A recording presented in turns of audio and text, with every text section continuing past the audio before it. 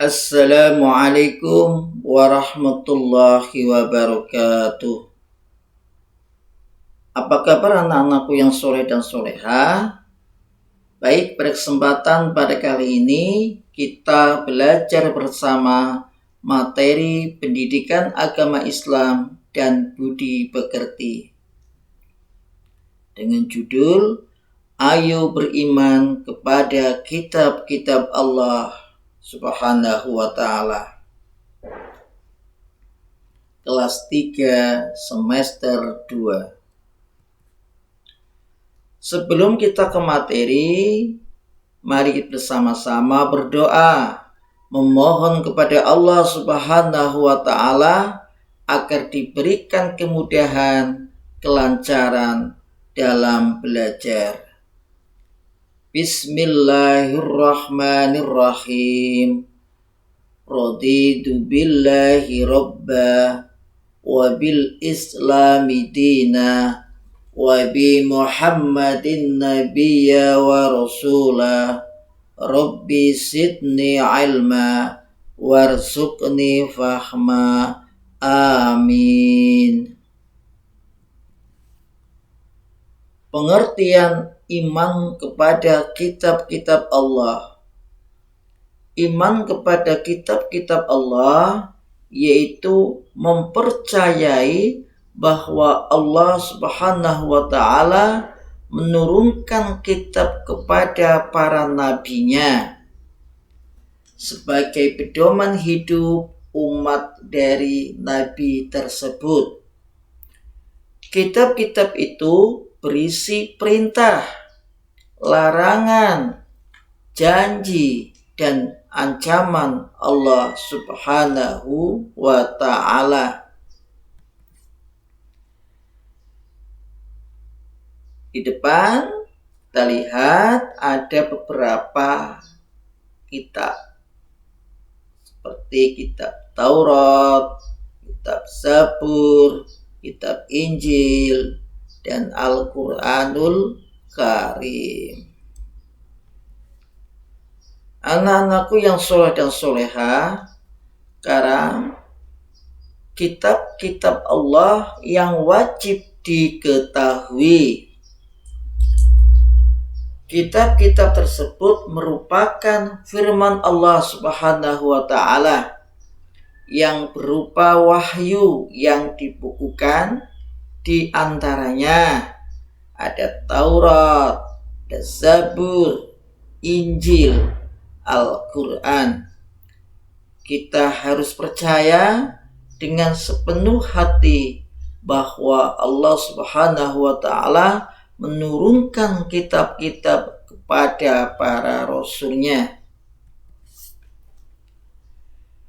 Yang pertama, Taurat adalah kitab Allah Subhanahu wa ta'ala yang diturunkan kepada Nabi Musa alaihissalam sebagai pedoman hidup Nabi Musa alaihissalam beserta umatnya.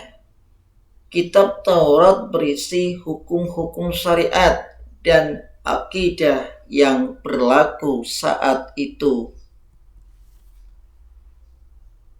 Selanjutnya, Zabur adalah kitab Allah Subhanahu wa ta'ala yang diturunkan kepada Nabi Daud alaihissalam sebagai pedoman hidup Nabi Daud alaihissalam beserta umatnya.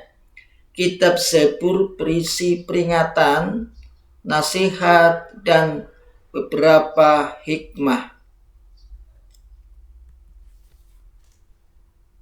Lanjut, Injil adalah kitab Allah Subhanahu wa ta'ala yang diturunkan kepada Nabi Isa alaihissalam sebagai pedoman hidup Nabi Isa alaihissalam dan umatnya. Kitab Injil berisi mengenai penjelasan, kebenaran, ajakan, tauhid, menghapus sebagian ajaran di kitab Taurat, dan kabar gembira akan datanya Nabi terakhir yaitu Nabi Muhammad Sallallahu Alaihi Wasallam.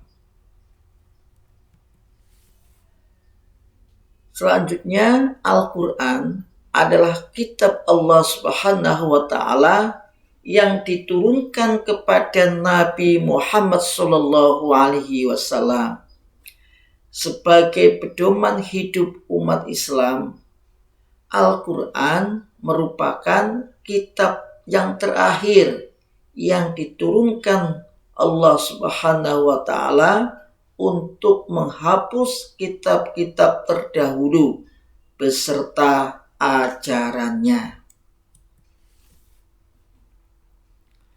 Ajaran yang terkandung dalam Al-Quran berlaku sampai hari kiamat. Al-Quran akan dijaga oleh Allah Subhanahu wa Ta'ala sepanjang masa. Tidak akan ada yang dapat mengubahnya. Al-Quran merupakan mukjizat Nabi Muhammad SAW yang terbesar dan terhebat. Pahala membacanya dihitung per huruf.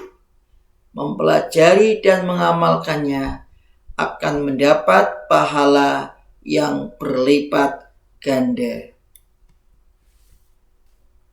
Mari kita bersama-sama bernyanyi dengan judul kitab-kitab Allah.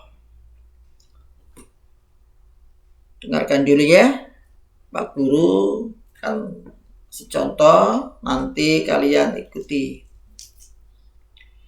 Kitab-kitab Allah ada 4 macam, Taurat, Zabur, Injil, dan juga Al-Quran.